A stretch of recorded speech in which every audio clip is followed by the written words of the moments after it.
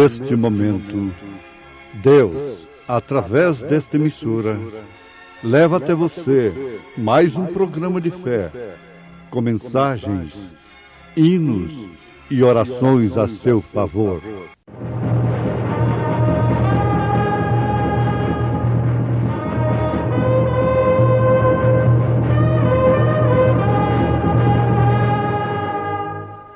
Fé para vencer.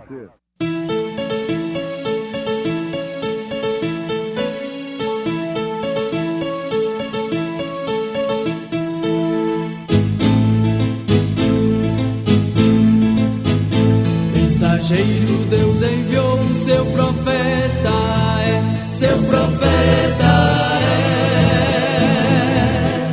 é. Este som de alarido retumbando está, retumbando está. E as águias de Deus, e as águias de Deus já voando estão, já voando estão. Brana foi seu nome e Deus foi com ele, e Deus foi com ele. E a coluna de fogo sempre lhe seguiu, sempre lhe seguiu. A palavra ele pregou, a palavra ele pregou, com fidelidade, com fidelidade. Assim toda árvore boa produz bons frutos, e toda árvore má produz frutos maus. Não pode a árvore boa dar maus frutos, nem a árvore má dar frutos bons. Toda árvore que não dá bom fruto, corta-se e lança-se no fogo. Portanto, pelos seus frutos os conhecereis, disse Jesus.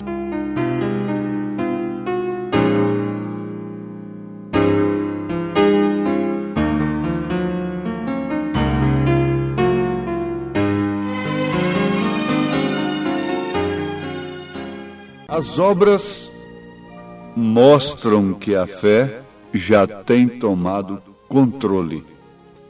Sim, por exemplo, as obras, os atos de Abraão, de Noé, de Moisés, mostraram que a fé daqueles homens na palavra de Deus, na promessa de Deus, havia tomado controle de suas vidas.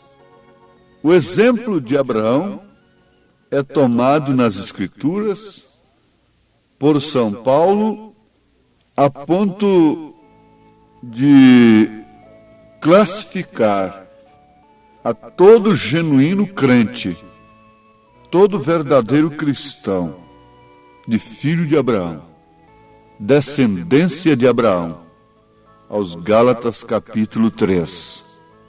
Isto porque as obras desta gente mostram que a fé já tem tomado controle de suas vidas.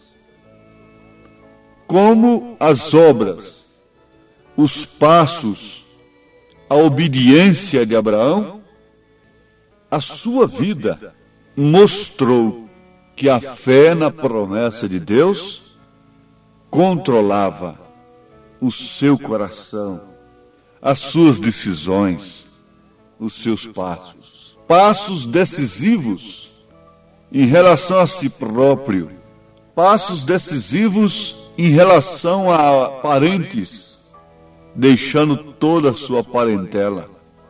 Passos decisivos, como no caso da decisão ali com Ló. Ali ele teve que dar um passo decisivo. Mesmo em relação à sua esposa, ele teve que tomar um passo decisivo. E por último, até com a própria promessa de Deus, ele destruiria o seu testemunho. Isto é, mataria o seu próprio filho. Mas todas essas atitudes Todos estes passos estavam provando que a fé na palavra de Deus, na promessa de Deus, havia controlado a sua vida. Ó meus ouvintes, ó filhos de Deus, encaremos isto como quem necessita da verdade. Nós precisamos de conhecer a verdade como ela é, porque somente isso nos trará perfeita liberdade. Não confundam liberdade da carne, podendo se vestir, se portar da maneira que bem entende. Não confunda esse direito laodiceiano, que Laodiceia quer dizer direito dos povos. Laodiceia quer dizer mulher. Laodiceia quer dizer que você pode fazer o que quiser. Mas não confunda essa liberdade da carne com a liberdade do espírito, com a liberdade espiritual. Quando nós somos livres espiritualmente falando, nós somos presos carnalmente falando. Nós ficamos presos, retidos, confinados. Isto porque a carne perde a guerra para o espírito. E quando um país perde uma guerra, ele fica escravo daquele que venceu a guerra. A Bíblia diz que aquele que é vencido se torna servo daquele que venceu. Isto é certo? O homem tem se tornado servo do cigarro, porque ele foi vencido pelo cigarro. O homem tem se tornado servo da mulher, porque ele foi vencido pela mulher. Ele foi vencido pelo sexo. O homem tem se tornado servo do dinheiro, escravo do dinheiro, porque ele foi vencido pelo dinheiro. O homem tem se tornado servo da popularidade, da política, da fama. Por quê? Ele tem se tornado servo, escravo destas coisas. Mas olhando para o homem espiritual, nós vemos um Abraão libertado de todas estas coisas.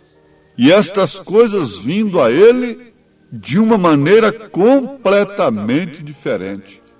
O próprio alimento e as riquezas que ele teve chegaram a Abraão de uma maneira totalmente diferente da maneira que elas vieram ao justo Ló. Dois crentes, um obtendo as coisas pelos olhos naturais, fazendo a escolha pelos olhos naturais, e um outro crente fazendo uma escolha oposta, contrária àquela daquele que fazia escolha pelos olhos naturais. Vendo a escolha de Ló, Abraão sabia que era justamente o lado oposto que era o escolhido por Deus para ele.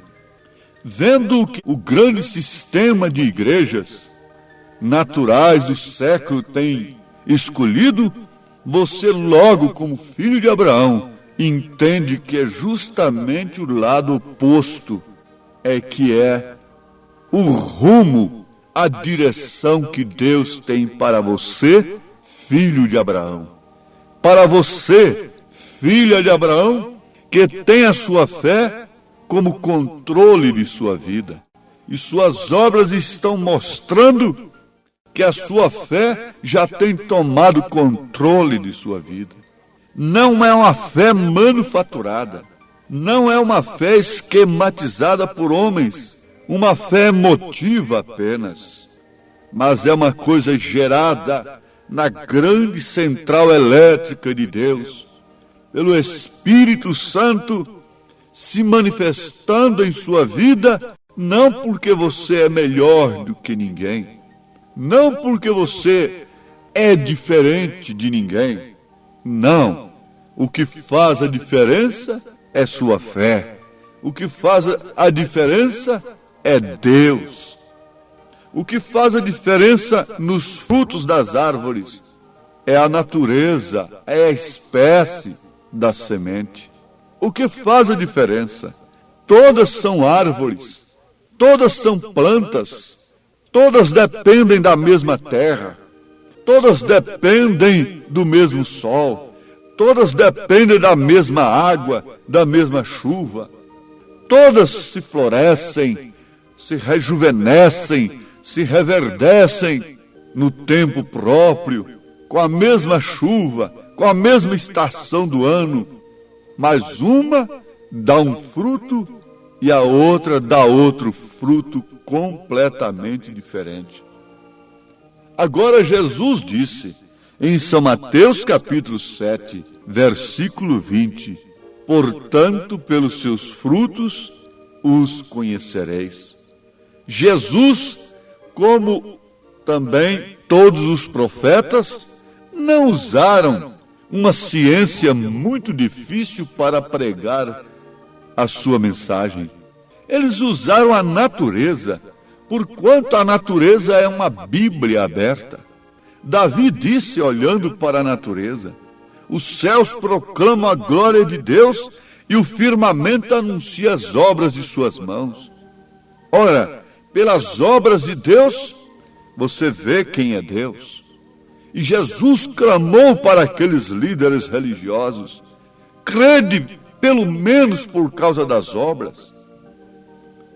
Veja o céu, as estrelas, o sol nascendo, se pondo e voltando a nascer, falando de um nascimento, falando de um crescimento, falando de uma vida, falando de um amadurecimento na tarde, no entardecer, falando de um sepultamento, mas falando de uma ressurreição, de um novo alvorecer. Ao nascer do sol, você tem uma mensagem diária que há uma ressurreição. Como há um nascimento, como há um crescimento, como há um amadurecimento, há também uma morte, há também uma ressurreição. Agora, as obras das mãos de Deus estão testificando para os filhos de Deus. Está falando no coração de um homem que tinha um coração segundo Deus. Está falando a um homem que inspirava as suas poesias, que inspirava os seus salmos, os seus cânticos de vitória na natureza, na glória de Deus, na manifestação de Deus, nas obras de Deus. Agora você está aqui. Você está num mundo moribundo. Você está num mundo em que as obras de Deus têm sido deturpadas, que as obras de Deus têm sido atacadas, as matas têm sido destruídas pelos tratores da evolução. O ar tem sido poluído. Rios que antes tinham águas límpidas, saudáveis, hoje estão exalando mau odor como se fosse uma fossa negra. As obras naturais de Deus têm sido prejudicadas, têm sido destruídas pelos homens. A natureza tem sido sacrificada. Isto é certo, como a Bíblia também tem sido torcida, como crucificaram a Cristo, como furaram o lado de Cristo, traspassaram-no com a lança romana de credos e dogmas, de interpretações humanas. Eles têm traspassado a Bíblia Sagrada, têm torcido a seu bel prazer, mas disse São Pedro, para a sua própria destruição. A evolução destrói a natureza, mas a natureza vingará daqueles que a destruíram.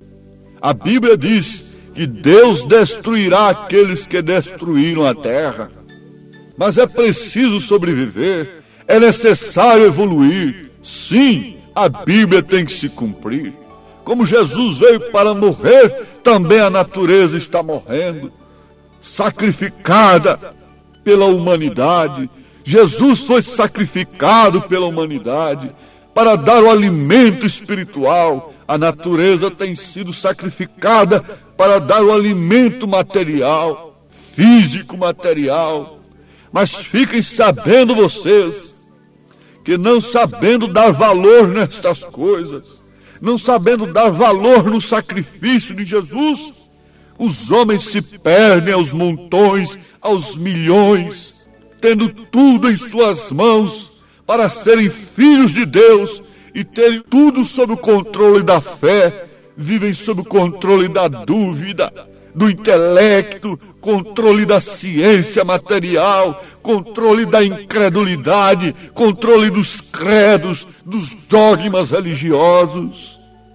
Oh, como isso deveria falar profundo ao coração da igreja, e ela entender que isto é alguém lá no alto clamando, clamando, clamando. Oh, Jerusalém, quantas vezes eu quis te acolher, e chorando sobre a cidade, enquanto turistas estão embebidos, imbuídos na beleza de uma arquitetura. Lá está um profeta no alto do monte, chorando por causa das iniquidades, por causa dos adultérios, da prostituição, das mulheres casadas que estão se pervertendo, das moças que estão sendo destruídas, da fumaça, do fumo que está subindo, saindo das narinas de homens evoluídos, educados. Ali em cima está um homem chorando sobre as cidades, não imbuído, embebedado com suas luzes noturnas, com luminosos acendendo e apagando, estrelas cintilando.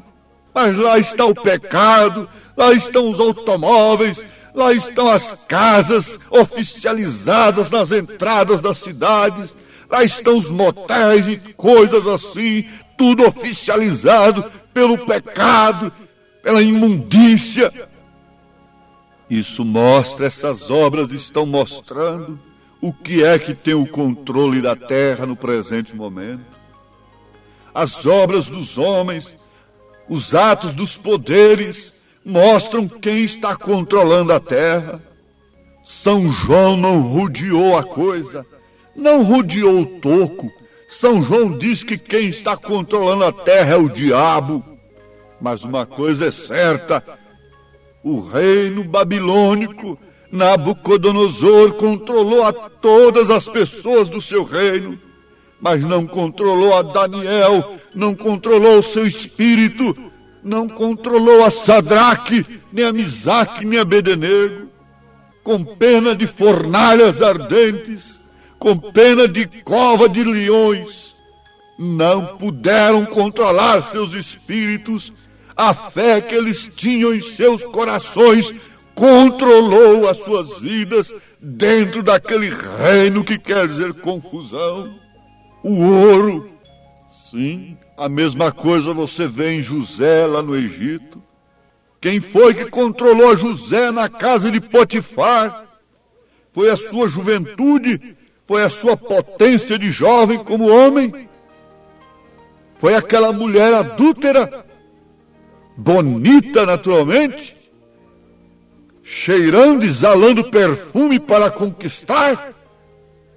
Não.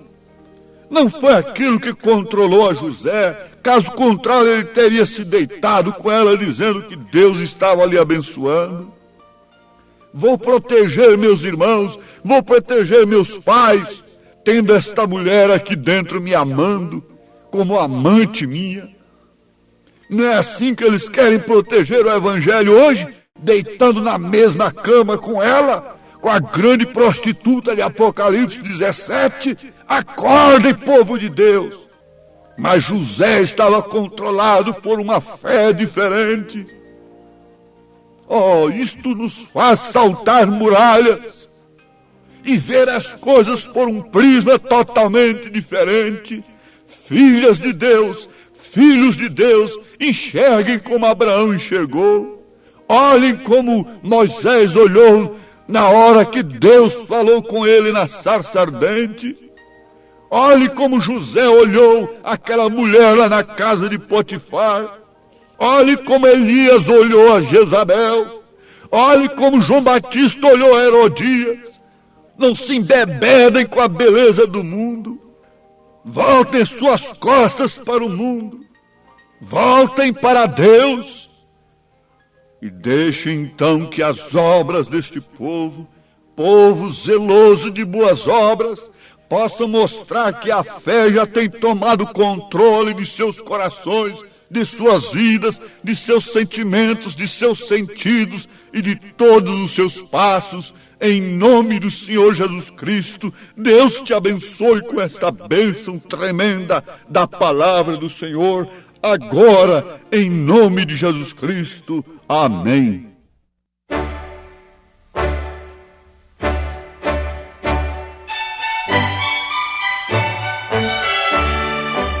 Ouvintes, escreva-nos pela caixa postal de número 15.020, 15020, CEP 74.501-970, Goiânia, Goiás. O nosso endereço na internet é www.apalavraoriginal.org.br. Volte a nos ouvir amanhã novamente neste mesmo horário, nesta emissora, se o Senhor nos permitir, com fé no Filho de Deus, a fé que vence o mundo.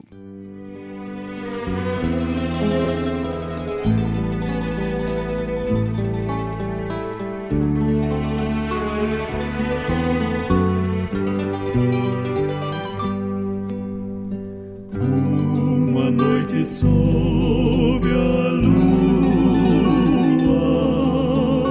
Cristo chorava e contemplava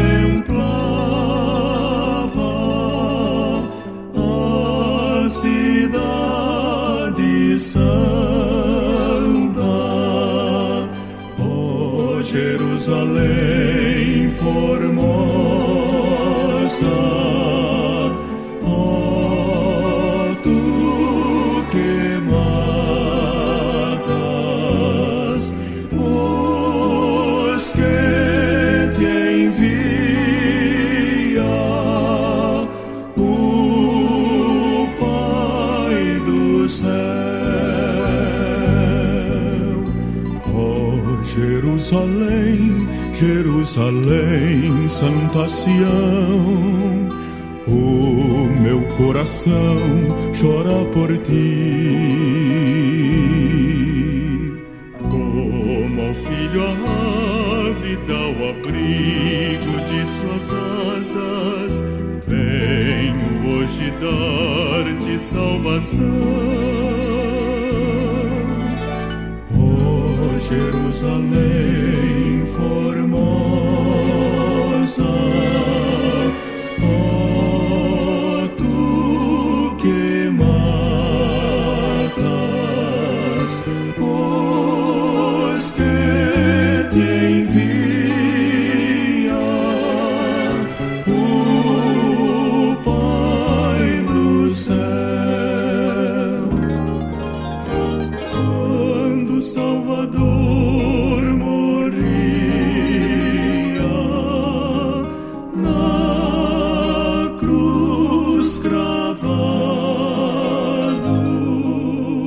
ao véu perdido, o bem descia. Se aceitas hoje o sangue por ti vertido, pronto te encontras para ir ao céu. Ó Jerusalém, Jerusalém, Santa Sião, o meu coração chora por ti. Como o filho ávido ao abrigo de suas asas, venho hoje dar-te salvação. Ó Jerusalém formosa, ó tu que matas os que te envia o Pai do céu.